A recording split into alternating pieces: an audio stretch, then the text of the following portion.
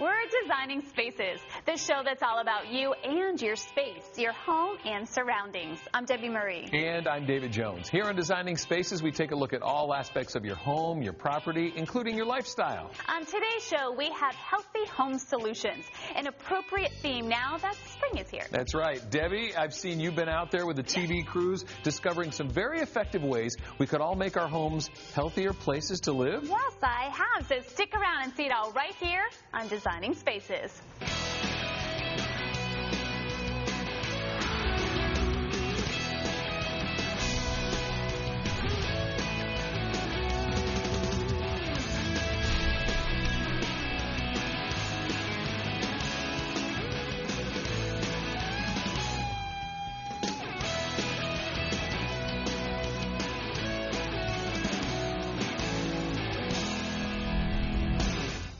You know, the better part of a healthy home is a clean home. And we think of our vacuum cleaner as just one of the tools we'll need for a clean home.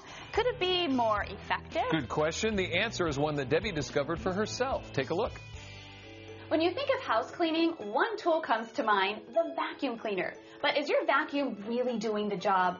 As part of our spring cleaning tips from the pros, Designing Spaces takes a closer look at vacuum bags and filters. Joining us is Dawn from Homecare Industries, and she's going to show us the importance of changing our vacuum bags and filters, and also that not all bags are the same. Also joining us is Ronnie. She invited us into her home today, and we're going to give you a live demonstration that will result in a cleaner room and cleaner air. But before we get started, I have to ask you, how often do we change our bags on our vacuums? It's very important to change both your vacuum bags and your filters. Okay. Your vacuum bag should be changed at least every 6 weeks, or when the dirt inside the bag reaches that fill line. Yeah. And your filters should be changed at least every 6 months. Now, when your filters and bags become overused, they easily become clogged with dirt and with dust, which results in poor air quality. But it also reduces the suction power of your machine and puts a strain on it as well. But you brought some bags for us to see today, right? Did. Okay, what did you bring? I brought our new Homecare scented micro-lined bags and our filters as well. So, Dawn, scented vacuum bags. I've never heard of that. All Homecare scented bags use HEPA media, and they also have an odor-controlled microliner. The first step that you need to do is take the scent tab and you peel it off. And that releases the scent. Oh, I can smell it already. Oh, that's a great smell. And then you want to place it in your vacuum. This is our Homecare scented vacuum filter. The scents are actually little scent beads inside the filter itself. And as you vacuum in, it brings the scent out into the room. The Homecare bag, which is a 2-ply microline bag, adds an extra layer of filtration, which captures 100% of dust mites, allergens, ragweed, and other household debris. Here we have 2 bags that have been used, and they look pretty similar. They do. Both dirty. One actually is a single ply, and one is the double ply. Which one? Can you guess? I can't guess. I know, they look the same. Okay, which one's the 1 ply, which one's the 2? This is the 1 ply, and as you can see, compared to a single ply, all of this is, the dirt is actually captured inside the bag. And then you go here to the 2 ply, again, it looks like it's captured inside the bag. Right. But then when you pull the microliner off, you actually see that it's clean. So the dirt is actually staying inside the bag. Now the Homecare's microline bag also gives you significantly better filtration, up to 3 times better filtration. Wow.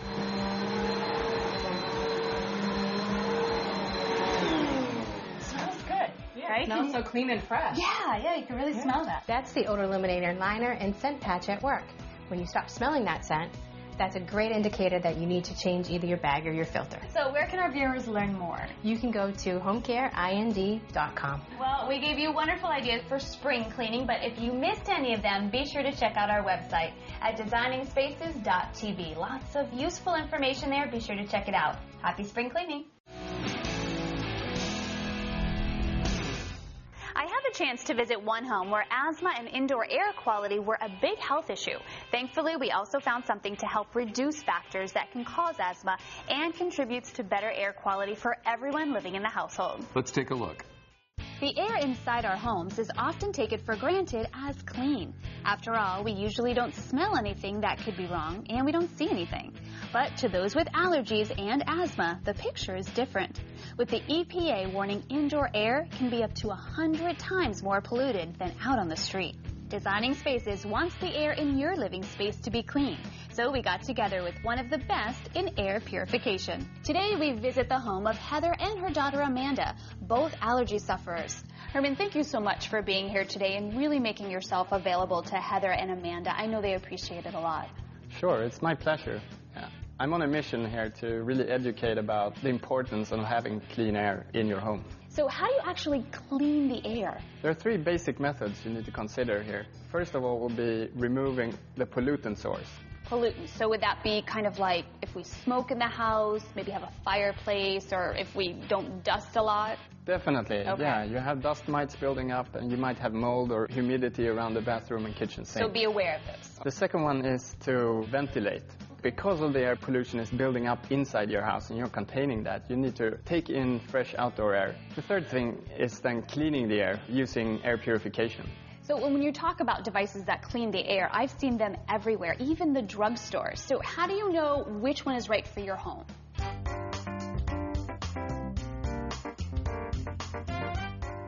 You want something that has a high filtration efficiency. Okay. And that's basically the percentage of particles removed when the air is passing through the unit. But secondly, and more importantly, is the air volume that goes through the unit. And it's the amount of air for every minute that passes through the unit. So if you have an air purifier with very high filtration efficiency, but it's not processing the amount of air that you need it to do, then it's not really doing what you need it to do. It's not working for a big room. Okay. So you really need to take into consideration the size of the room that you're working with. That's the starting point, okay. Yeah. We really recommend you to measure the room and look at how much air volume you have in there that you want to filter and compare that to the airflow of the unit. Okay. And what about in a room this size with high ceilings? Yeah, in this setting, you will have air entering from other rooms. You'll have the big door and the windows. You need a big capacity in here to really effectively keep down the pollution. How many times does it actually clean or flow through the air? You want the room volume to pass 5 times per hour through the air purifier. Okay. That way you can ensure to keep down the concentration level. Good information. Are there any negative effects to cleaning the air in the same room over and over again? Well, there actually might be if you end up buying the wrong air purifier. Something you should be really concerned about is ozone. And units containing ionizers can create ozone. So you definitely want to make sure you look for a certified air purifier that doesn't produce this lung irritant. Okay. Now, Heather, I know that you had some concern about keeping allergens down in some rooms. So do you want to show Herman and I what rooms you were talking about? Sure. Come on, I'll show you. I really want Amanda to have clean air. Sometimes she wakes up at night with asthma. Well, this is a typical bedroom setting, and I've done an analysis of this room. You have 120 square feet here, so we're going to go out and look at a solution for you. Great. I'm recommending the Blue Air 200 series because it is a bedroom. You're not going to use it on full speed all the time, but you want to have it at a lower speed while you're sleeping. So it's dimensioned now to give you that 5 air exchanges per hour at the lowest speed. So where can our viewers get more information on Blue Air? You go to blueair.com and read more about our clean air solutions. Okay, well, thank you so much for being here. Really, really appreciate it. I know you've helped Heather and Amanda. We want to thank you for bringing Blue Air into our home. My pleasure. Yeah. Thank you. We'll have a link to their website on ours at designingspaces.tv. We'll see you soon as we breathe a breath of fresh air here on Designing Spaces.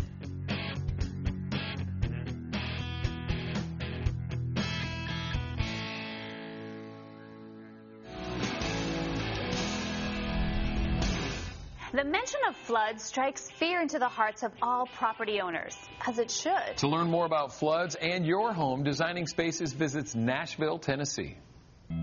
Anywhere it rains, it can flood.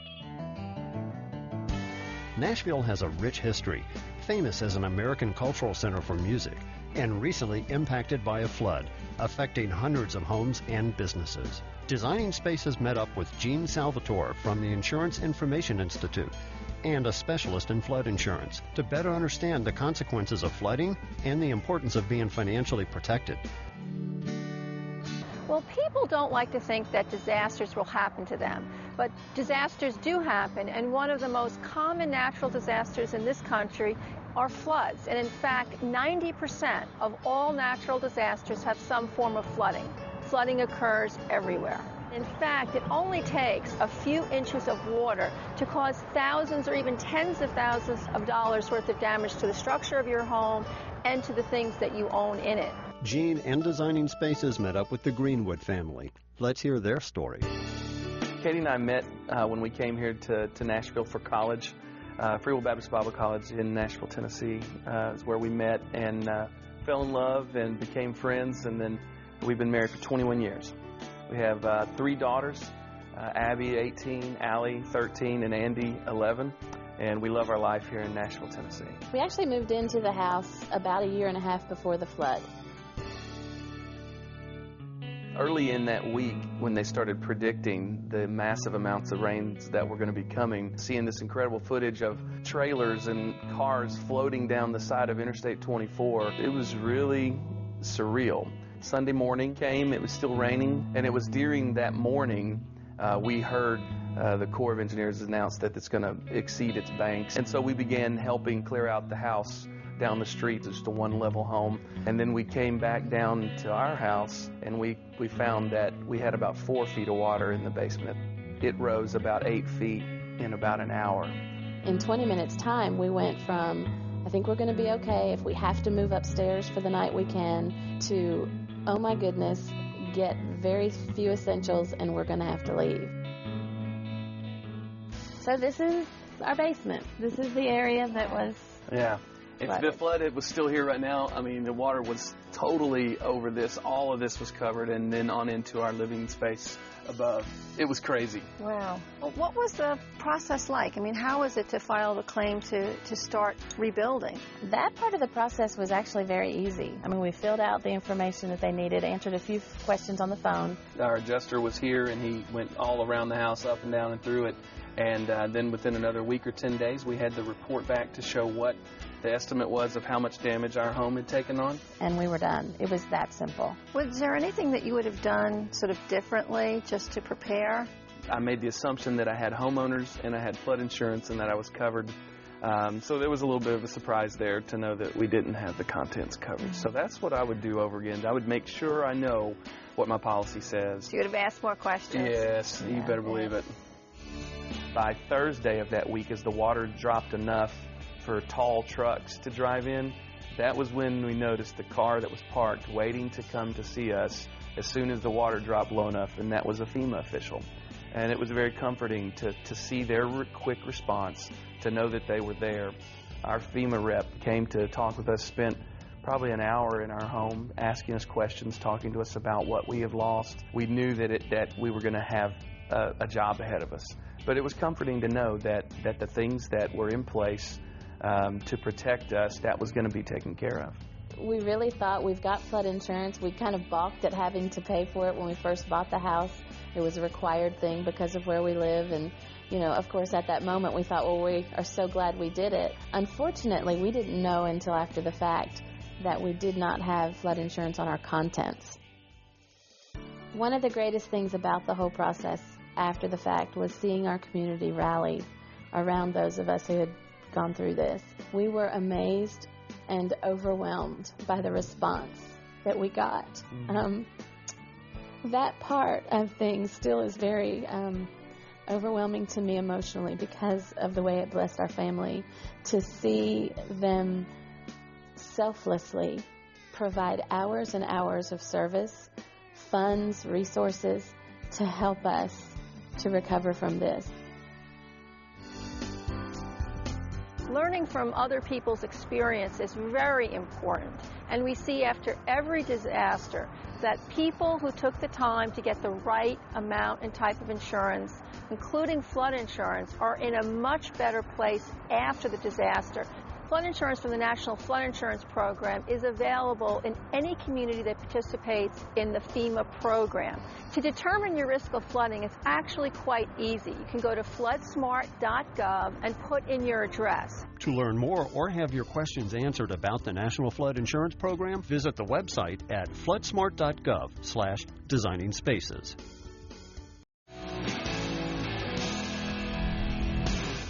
You know, a healthy home is also a happy home, or so I've heard.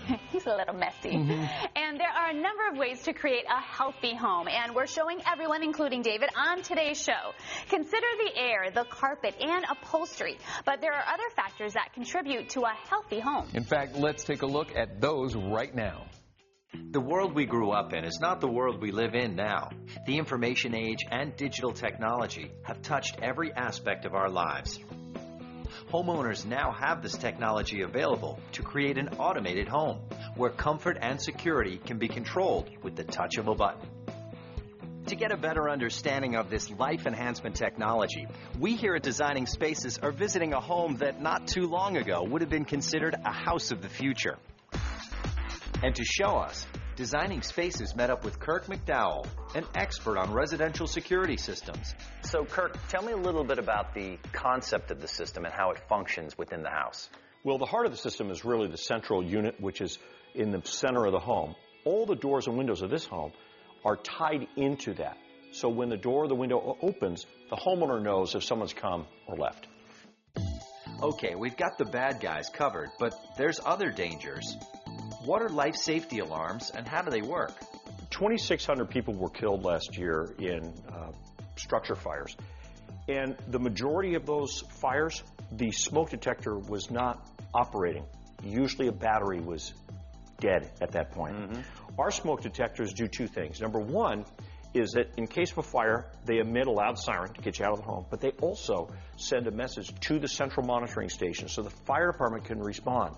But if the battery starts running low, the central station will call you 7 to 14 days before that battery dies and lets you know that the battery is about ready to go. So how important is CO monitoring, carbon monoxide monitoring, and are they required by the government?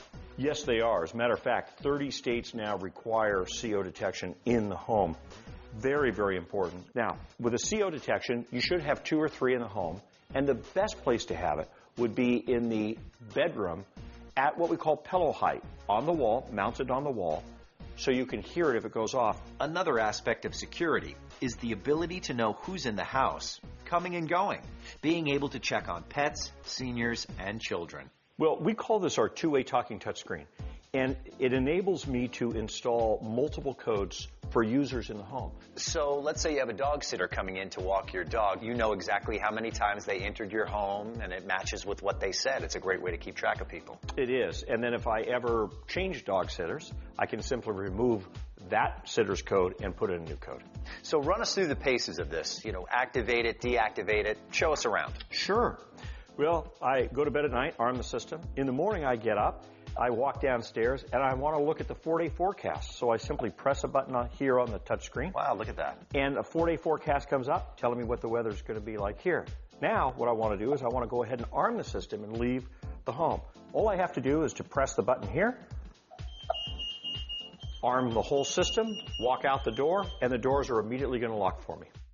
Well, Kirk, we've talked about the security aspect of the system and the life safety aspect of the system. Now, we're here in this office in front of a computer. Tell me about all the things that we can do. Adjusting temperatures, turning on lights, turning off lights. What else? Well, you know, at 3 o'clock in the morning, Art, I want my system to act as a security system. But at 3 in the afternoon, I want it to act more as an information system. So here on my desk computer, you can see we're looking at my home right now. I have 3 cameras set up throughout the home, 2 outside, 1 inside, but there's a privacy button, so my wife can simply press that privacy button on the inside camera. I can also change the temperature at the home. I can do that from the computer, or I can simply do it from my tablet. The temperature right now at my home is 74 degrees. It's a little warm, so I'd like to put it and change it down to 71 degrees. So I simply press the down to 71, press the done button, and now all of a sudden by the time I get home, my temperature's down to 71 degrees. That is great. And everything you can see either on your computer or your tablet, you can see it on your smartphone as well. That's correct. So everything I can do here, I can do on the tablet, or I can do on the phone, and actually look in to see what's happening in my home right now. And there's the camera again. You can see it right on your smartphone. That is amazing. Now, a system as sophisticated as this must cost an arm and a leg to install and maintain, no?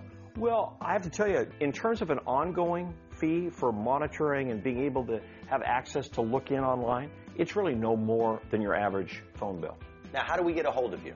Well, we have hundreds of authorized Interlogix dealers across the United States that are trained and authorized to install GE-branded security products.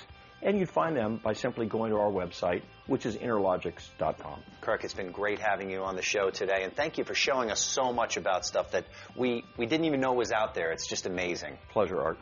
Well, you can learn more by visiting our website, designingspaces.tv, and we'll have links to all the information that we talked about today. You can look at this show or any other past Designing Spaces shows online. Thanks again. I'm Art Edmonds from Lakewood Ranch, Florida. We'll see you later. A lot of good informative stories on our show today, and we wish we had time for some more. I know that always happens. You know, someday we're going to have to do a follow-up on our healthy home solution topic. But for right now, it's goodbye. I'm David Jones. And I'm Debbie Marie. We'll see you next time. Bye-bye. You can visit these websites to learn more about the participants on this edition of Designing Spaces.